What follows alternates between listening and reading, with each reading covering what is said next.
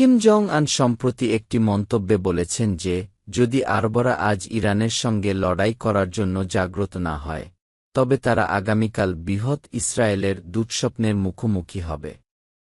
তোমাদের নীরবতা তোমাদের ভূমির মূল্য চুকাতে বাধ্য করবে। কিম জং আনের এই ধরনের মন্তব্য সাধারণত আন্তর্জাতিক রাজনীতি ও কূটনৈতিক বার্তার অংশ হিসেবে দেখা হয়। উত্তর কোরিয়ার নেতৃত্ব দীর্ঘদিন ধরে মধ্যপ্রাচ্যের বিভিন্ন ইস্যুতে পশ্চিমা শক্তি ও তাদের মিত্রদের সমালোচনা করে আসছে। এই বক্তব্যটি এমন এক সময়ের সামনে এসেছে যখন ইরান ও ইসরায়েলের মধ্যে উত্তেজনা নিয়ে আন্তর্জাতিক অঙ্গনে ব্যাপক আলোচনা চলছে এবং মধ্যপ্রাচ্যে ভূরাজনৈতিক অস্থিরতা বাড়ছে। বর্তমানে ইরান ও ইসরায়েলের মধ্যে উত্তেজনা সাম্প্রতিক বছরগুলোর মধ্যে অন্যতম সর্বোচ্চ পর্যায়ে পৌঁছেছে।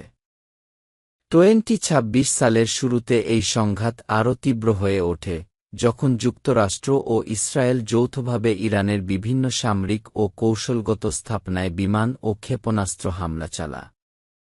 এর জবাবে ইরান ইসরায়েল ও মধ্যপ্রাচ্যে অবস্থিত মার্কিন ঘাঁটিগুলোর দিকে শত শত ক্ষেপণাস্ত্র ও ড্রোন নিক্ষেপ করে, যা আঞ্চলিক নিরাপত্তা পরিস্থিতিকে অত্যন্ত সংকটপূর্ণ করে তোলে।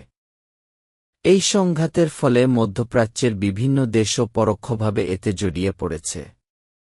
ইরান সমর্থিত গোষ্ঠী যেমন লেবাননের হিজবুল্লাহ ইসরায়েলের বিরুদ্ধে হামলা চালায়, যার ফলে ইসরায়েল পাল্টা হামলা শুরু করে।